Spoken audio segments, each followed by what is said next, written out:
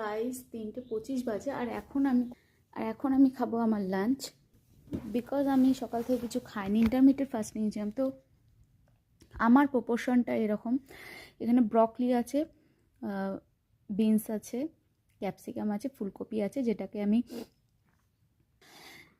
একটু বাটার দিয়ে ফ্রাই করে একটু ম্যাগি মশলা দিয়েছি, একটু গোলমরিচের গুঁড়ো আর দিয়েছি বিট নুন। আর এখানে যে বাটারটা দিয়েছো ধোয়া উঠছে। স্যালাড আছে, এখানে থোর ভাজা আছে, একটু একটা বাঁধাকপি আছে, মাছ আছে, আর নিয়ে নিয়েছি একটু ব্রাউন রাইস। তো এই হলো আজকে আমার লাঞ্চ। চলো এবার একটু খাওয়া যাক। অ্যামেজিং।